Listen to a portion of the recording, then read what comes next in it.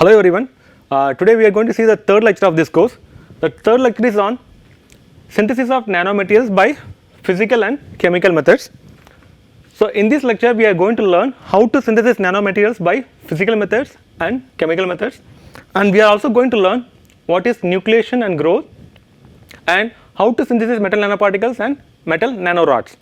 And we are also going to see a small simple experiment to understand how we can synthesize silver nanoparticles in a lab with the available chemicals.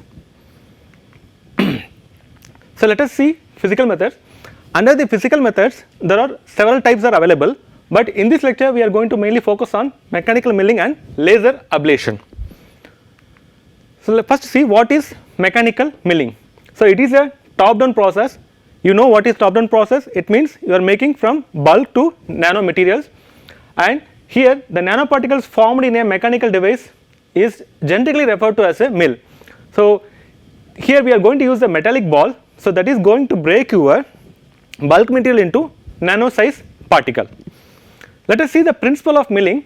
So the fundamental principle of size reduction in a mechanical device is the energy imparted to the sample during impacts between the milling media.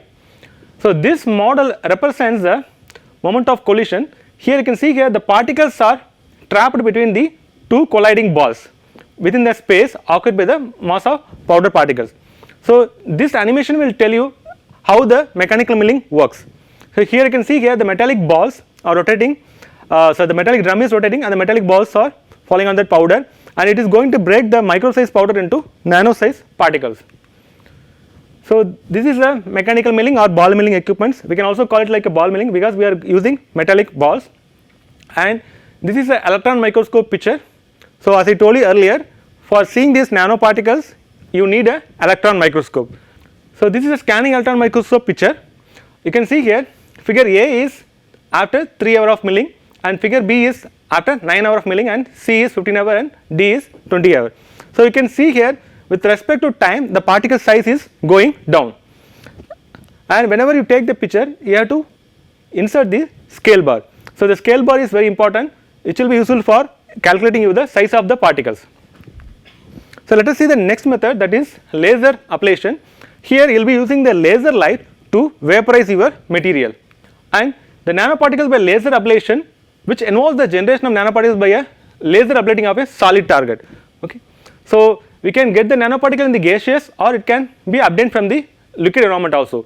So it depends on the environment, you can get the particles in the nanopowder form, or it can be in the colloidal solution form, and it is one of the easiest and fast method.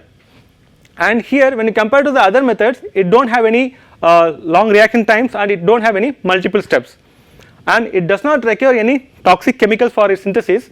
So it is also called as environmental friendly or green method. So in this method the resulting nanoparticles which we are obtaining in the colloidal solutions are ultra pure. So these particles do not contain any counter ions or any reaction byproducts, so we can use that particle as such for the biological applications. And again we can also add ligand to these particles.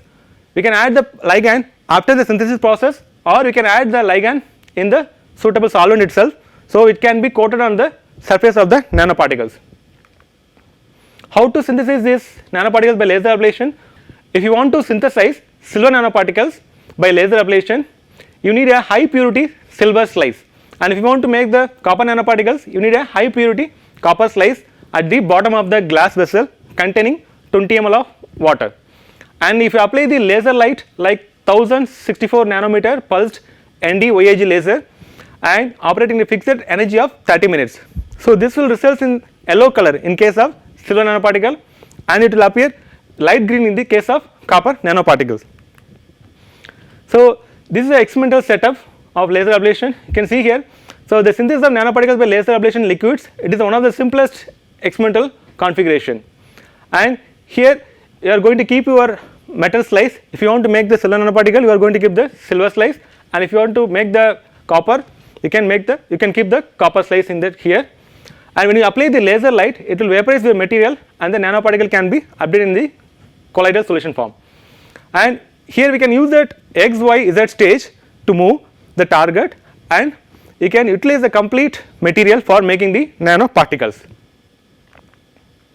So this animation will give you a clear idea how the laser ablation works. You can see here this YAG laser is applied to the metal target. For example, if you want to make the silver nanoparticle, you will be keeping this silver metal here, and if you want to make the copper nanoparticle, you will be keeping the copper metal here. So when you apply this laser light, it will vaporize the metal, and this nanoparticle will be collected in the aqueous media. And using this XY stage, you can move this target to the XY and Z direction. So you understood how we can make nanoparticles by physical methods using mechanical milling as well as laser ablation. So now we will see how we can make nanoparticles by chemical method. For synthesizing nanoparticle by chemical method, we need three important components. First one is metal salt, and second one is reducing agent, and third one is capping agent. So these are some of the examples for reducing agent: sodium citrate, sodium borohydride, and ascorbic acid. And these are some of the examples of capping agents: thiols, citrate, and polymers like polyvinyl alcohol and PVP. Okay. So what happens here is, so this reducing agent will reduce your metal salt into metal nanoparticle, but these metal nanoparticles are highly unstable, so it will try to join together and form the agglomeration or aggregation. So to make the nanoparticle stable, we have to add a capping agent or stabilizing agent that will prevent the aggregation or agglomeration. So synthesis of any nanomaterials involves two important steps. One is nucleation, another one is growth. So what is nucleation? So nucleation is the phenomenon of initiation of formation of first nanocrystal in the solution. So it involves the appearance of very small particles or nuclei of the new phase which are capable of growing.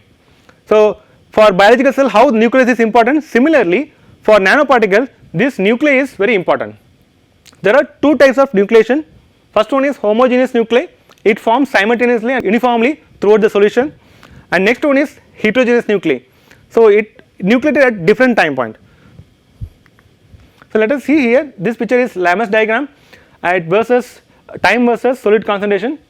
So once the nucleus is formed, then the growth will start. So if the nucleation is homogeneous nucleation, that means all the nuclei form simultaneously, you will get monodispersed particle. Monodispersed means uniform size particle.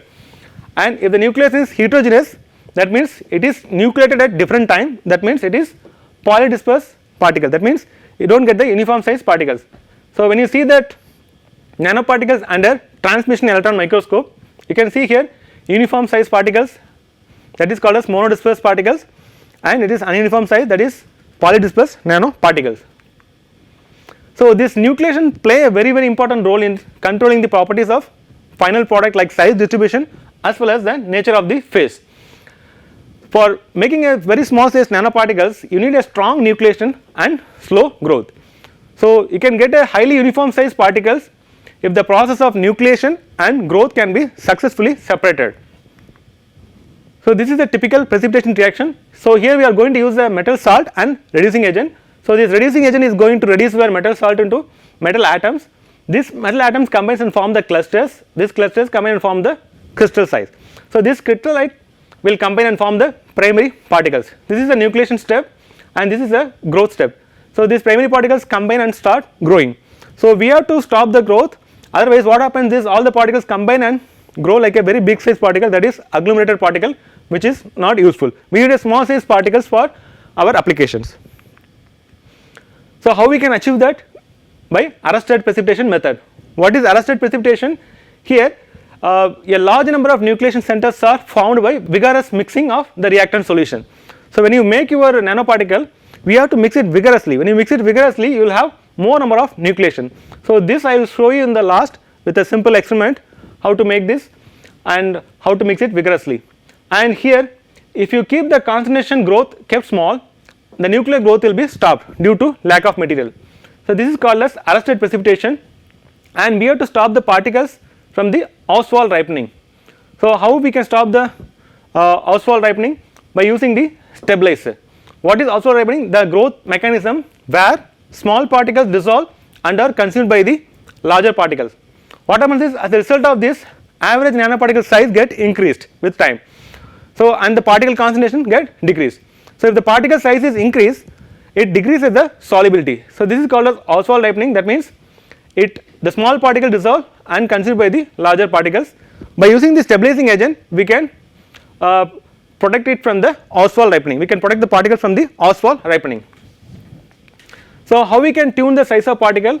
The tuning of the size of particles can be achieved by controlling the nucleation as well as the growth rate. For example, fast nucleation will provide high concentration of nuclei and it will yield a smaller nanocrystals, but when you use the slow nucleation, it provides a low concentration of seeds and again the same concentration of precursors. So that results in the larger particles. So a simple example is, if you have a 5% and if you have 50 rupees, each will get 10 rupees. But again, if you have the 2 persons, they each can share like 25 rupees each. So similarly, here you can see here, if you have the more number of nuclei and the precursor amount is same. So what happens is, you will get a small size particle, and during the slow nucleation, you are having only 2 nucleus, but again the precursor is same. So everything, all the unit is consumed and the crystal size is bigger, it is growing bigger size. And what is the role of stabilizing agent? It is preventing the uncontrolled growth of particles, and it will prevent the particle aggregation, and it will control the growth rate, and also it will control the particle size, and it will allow the particle solubility in various solvent also. Let us see how the stabilizing agent works. There are 2 types of stabilization, one is electrostatic stabilization and the other one is steric stabilization.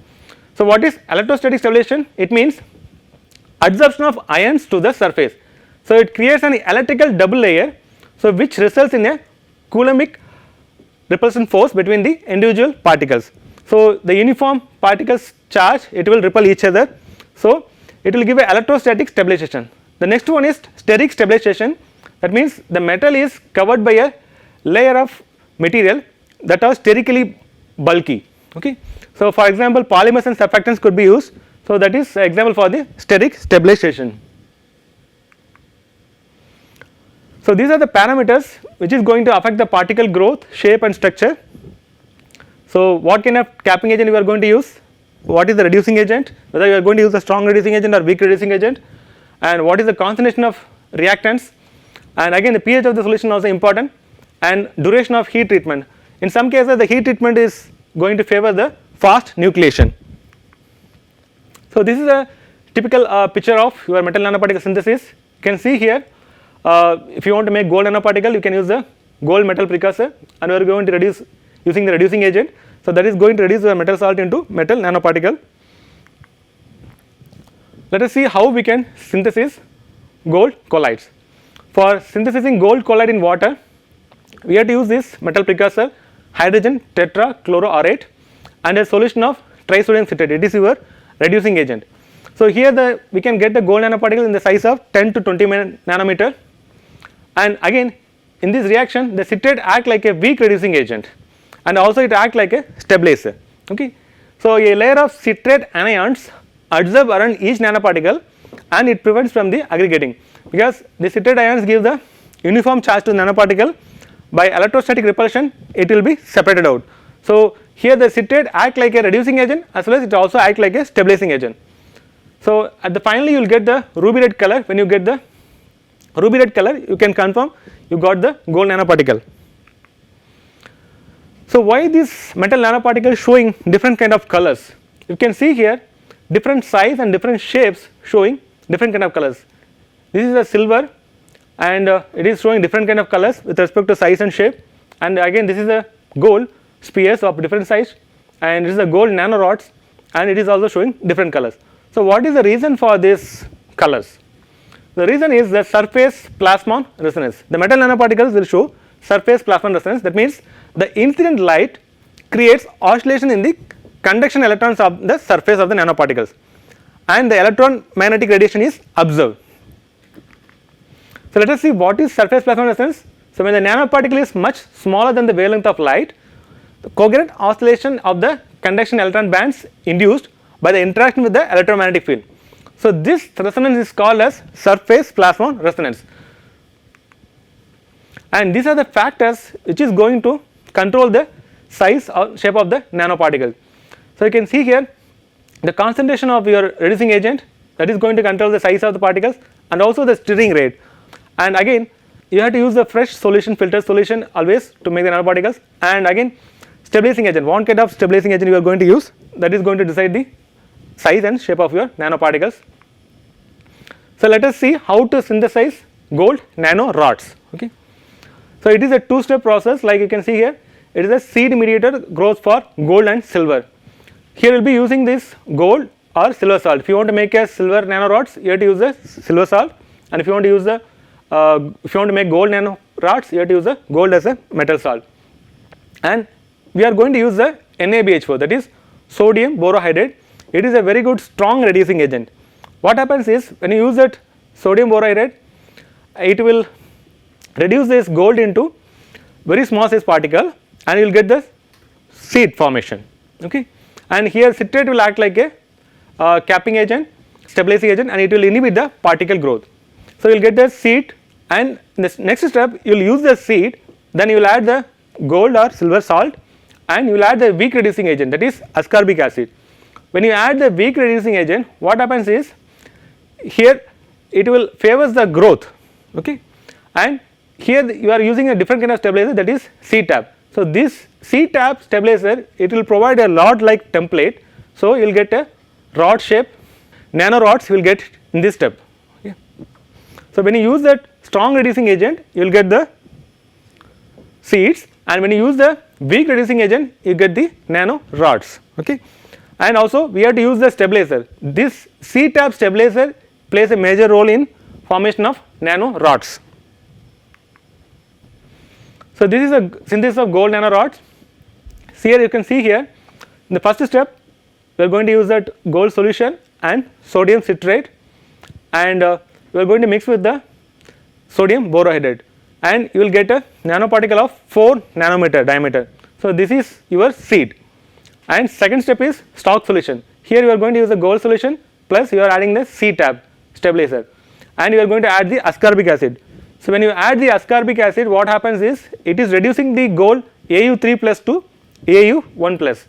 It results in the disappearance of color, and it is a 3-step protocol for nanorod synthesis. So first step is, like, you take a 1 ml of seed and mix with 9 ml of your stock solution, and from here you take 1 ml and mix 9 ml of your stock solution, and from here you take the 10 ml plus 90 ml of the stock solution.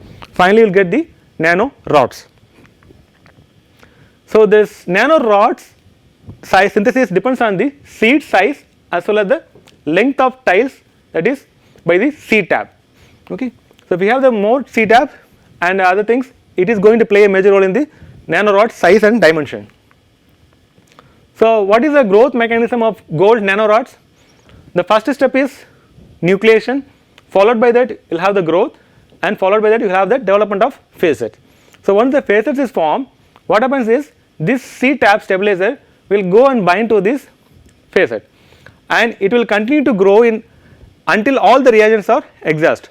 So this C-tap, it is a positively charged bilayer, and it stabilizes the nanorods, and based on this idea we can make a several size and shape of gold nanoparticle. Only thing is, you are going to change the concentration of reducing agent and concentration of stabilizing agent. By just playing around with this concentration, you can get a different kind of shapes like cubes, hexagon, triangle, and you can have a different kind of shapes. So here you can see a simple example. So we are going to use this ascorbic acid, and we are going to increase in the concentration of ascorbic acid from A to C. So when you increase in the concentration from A to C, and we are increasing the seed concentration from C to D. So when you play around this with the ascorbic acid, that is reducing agent as well as the seed concentration, we will get a different kind of shapes and different kind of size.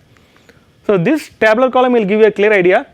So if you use this concentration of C-tap, and if you use this concentration of Au seed, and this concentration of Au3 plus, and this concentration of ascorbic acid, you will get this kind of different shapes.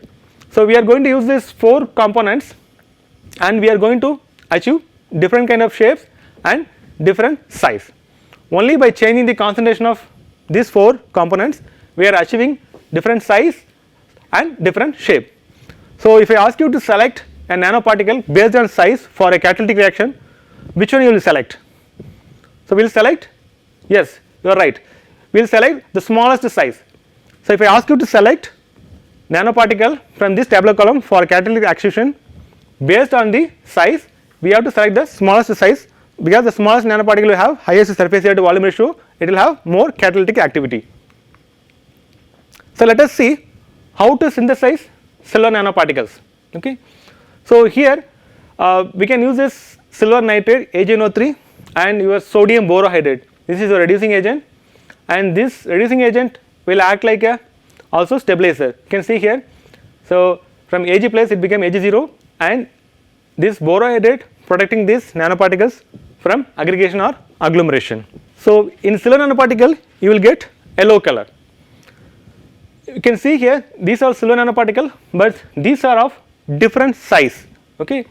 So, you can see here the silver colloids of if you see this is a, if we have a yellow color, pale yellow, that is like we have a very small size particle, and if we have this kind of color, that means the particles are aggregated, it is not useful for the further applications. And how do you control and how do you stabilize this nanoparticle? You can see here the ratio between your metal salt and reducing agent is very, very important. If the ratio is 2, it is highly stable. If the ratio is 2.1, it is stable for 30 minutes, and if the ratio is 1.9, it is stable for only 20 minutes, and if the ratio is 1.8, it is stable only for 5 minutes. Okay. So, when you optimize any synthesis protocol, you have to think and you have to optimize. Okay. So, this is very, very important for making a very good stable nanoparticles. So, when you made the nanoparticle, the first step of your characterization is you will be using this UV visible spectroscopy. I guess most of them know what is UV visible spectroscopy, and most of the lab you will be having this UV visible spectroscopy. So, what you have to do is you have to transfer this 1 ml of solution to a quartz cuvette. Okay. So, you take it to the cuvette and you will do the scanning of this solution. So, when you start the scanning from 200 to 800, so you will get the lambda max at 400 wavelength. Usually the silver nanoparticles gives the lambda max at 400 nanometer range. Okay. So, if you get this kind of peak, you are sure that you got silver nanoparticle. So, from the silver nanoparticle peak, you can approximately calculate the size. For example, if you are getting the lambda max at 395, the particle size is approximately 10 to 14, and if you get the peak at 420, the size of the particle is 35 to 50, and if you get the peak at 438, the size of the particle is 60 to 80. And the next step is you have to take it for the transmission electron microscope. You want to see the particle. Okay. So, when you see under this electron microscope, you can see the particle size, and as I told you earlier, when you take any microscope picture, you have to include this scale bar. So, here you can see this scale bar is 20 nanometer. So, assume this scale bar is approximately 1 centimeter. Okay. And when you use this scale bar, so when you use this scale bar and move it to this particle, so you can see here this is like 0.5 centimeter. Though if it is 0.5 centimeter, you can calculate it is like 10 nanometer particle. So, based on this scale bar, we can easily estimate and calculate the particle size. So, let us see the nanorod formation. So, when you use the silver salt and if you make the nanorods, what happens is like it will give 2 peaks. When you see the nanorods under UV visible spectroscopy, it will give 2 peaks, and if you see this is the red color one is the seed. Okay. And remaining all are nanorods of different size nanorods. So, why it is giving 2 peaks? What is the reason? You can see here the nanoparticle is giving a single peak, but the nanorod is giving 2 peaks. So, what is the reason? The nanorod is giving 2 peaks because it has 2 dimension. So, it has dimension like this as well as like this, like longitudinal and transverse. So, it will give a 2 peaks, transverse as well as longitudinal peaks. Okay. So, let us see a simple experiment. I will demonstrate you how to make nanoparticles in your lab with simple chemicals available in your lab. Okay. So, for this we have to use 1 ml of deionized water in a 1.5 ml microcentrifuge tube, and we will be adding 1.67 microliter of silver nitrate solution. Okay. That is of 0.1 molar to this above tube, and we will immediately add 1.33 microliter of freshly prepared 2 milligram per ml NaBH4 solution to it. Okay. So, the sodium borate should be freshly prepared solution, and then you add 90 microliter of HA solution to this above solution. It is a stabilizer, it is going to stabilize your silver nanoparticle, and you have to mix it vigorously. Then if you see the yellow color, that means you are sure that the silver nanoparticle is formed. So, let us see the experiment I will demonstrate you. So, now we are going to see how to make cellular nanoparticle by using a simple experiment with the available chemicals in the lab. The first step is we have to take 1 ml of deionized water in a 1.5 ml tube. This is a 1.5 ml micro tube. So, here I am going to take 1 ml of deionized water.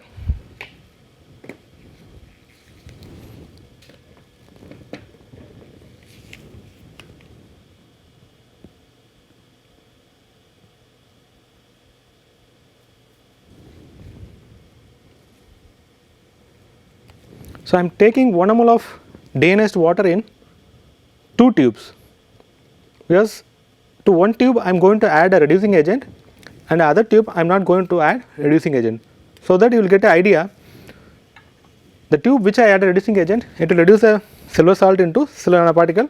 The other tube which you do not have the reducing agent, it will be transparent, it do not form any nanoparticles. And from this I am going to remove 93 microliter of water, because in the subsequent step we are going to add 90 microliter of SDS and 1.67 of selenate solution and 1.33 of sodium borohydride solution.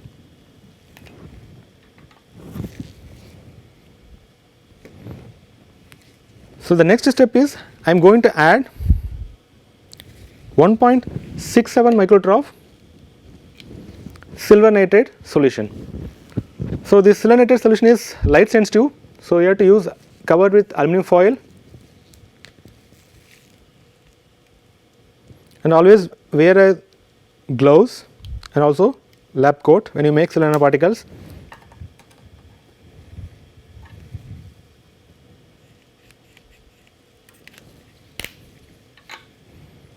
So, I am adding this silver nitrate solution to both the tubes.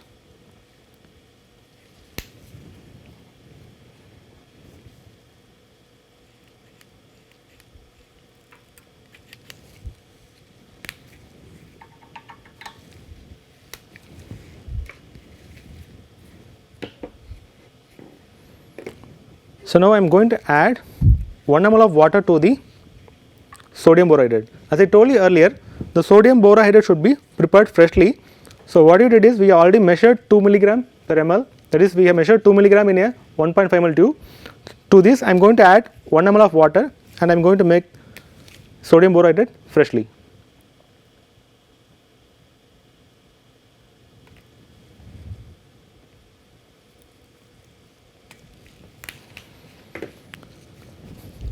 Just mix it so that the sodium borohydride can dissolve completely, and immediately you have to add the freshly prepared sodium borohydride 1.33 microliter to this tube. So, I am going to add 1.33 microliter of sodium borohydride to only one of the tube, not to both the tubes.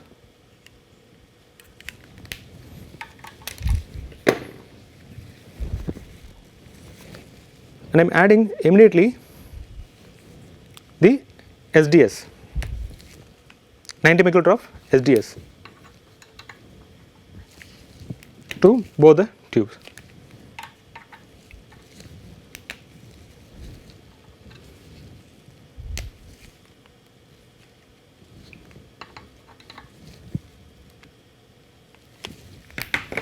So, now I am going to mix it vigorously both the tubes.